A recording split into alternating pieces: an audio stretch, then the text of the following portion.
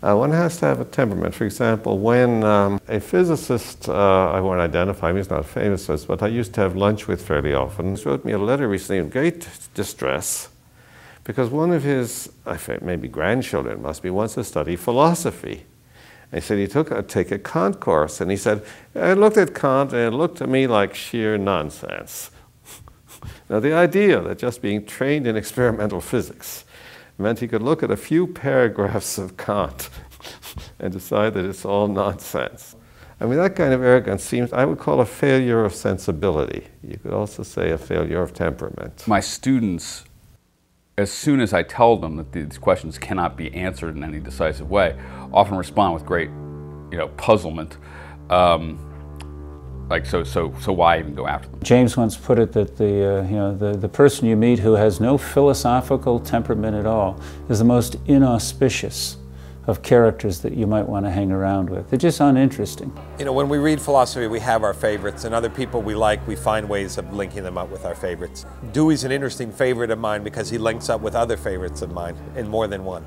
I mean, here's a guy who writes a lot about logic and inquiry, and he's really writing about character development. One of the key things is to be open in the situation. This does require a certain kind of openness, a certain kind of open-mindedness. But man, that's hard work. Sometimes we misplace this when we talk about, I have no presuppositions or I have no biases. And we think that objectivity is achieved by erasing the subject. It's not. It's about building up the subject. It's the hard labor of the subject to be receptive. And there is a kind of active passivity there. And it's an acquired skill. It's tied to the power dynamics of the social situation. But it is an affective state, and it's intimately tied to character and to habit. And I think it's something that one needs to work at. Here I think Dewey and Emerson are close. And I think James too. I mean, I think when Dewey talks about habit and James talks about temperament as a kind of inherited set of habits that we're not limited by, but they are the cast of our character. You certainly get temperament straight in the iron wire of temperament in Emerson. I found that certain philosophical practices and activities shaped my character in ways that I wasn't happy with. I recognized that certain philosophical tasks changed your personality and led you to be one kind of person, not another kind of person. And I wanted, when I decided I was going to focus on one philosopher, I wanted to make sure that this philosopher I'm going to let into my brain on a regular occasion, and I'm going to really work hard to try to understand, was someone that I actually wanted in my brain. So I became very concerned about how it is that this philosopher lives his life, what sort of things are important to him, and because I wanted the things that were important to him to be important to me, not simply in terms of these are doctrines I agree with or disagree with, or views or arguments I agree or disagree with, but this is the kind of person who I'm willing to have shape my character as I try to understand his views. I remember a man that I didn't know very well, rather well known in philosophy, but he initiated a society for exact philosophy. That was his idea. That was the name of the Society for Exact Philosophy. I found it very comical that anyone would think that philosophy could be exact. That suggested that it was some kind of science, which I think is misguided, to be honest. Philosophical questions are the questions that don't admit of scientific or empirical solution. There's no way to get, virtue into the laboratory and prove that it's this rather than that. One thing about philosophy, it seems to me, is radically open-ended. And it never needs to stop. It needs never to stop. Philosophy is a kind of venture. You make suggestions about how the world could be looked at, how you could think about it. A proposal of how to see the order of the world. I think that's what we do. The open-endedness of philosophy is tremendously exhilarating. Let me cite, I don't know if you're going to get to talk to Hilary Putnam.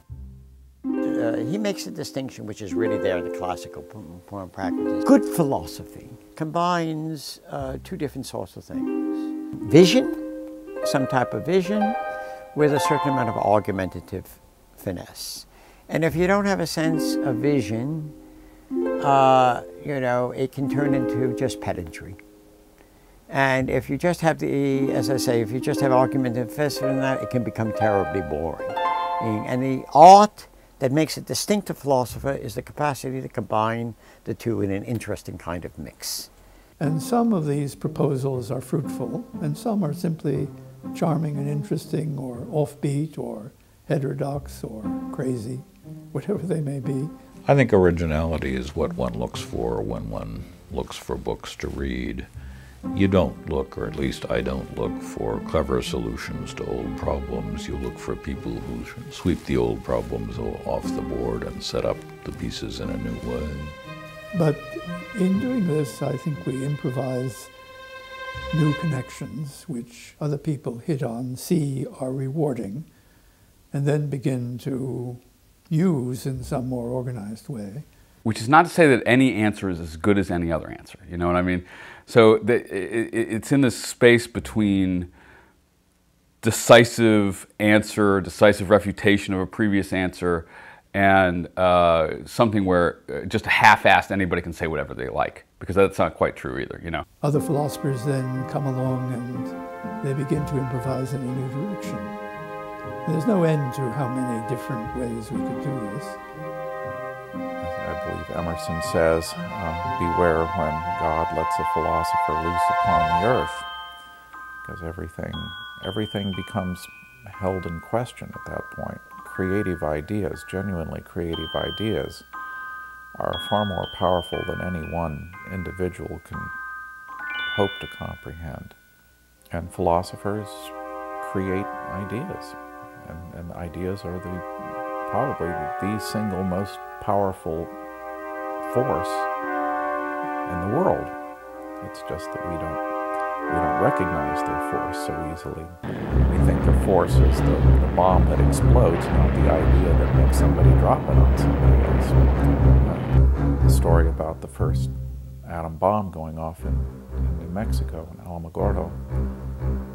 Oppenheimer, when he saw the thing go off, and he quotes the Bhagavad Gita, I have become death, destroyer of worlds. And that's a possibility for an idea.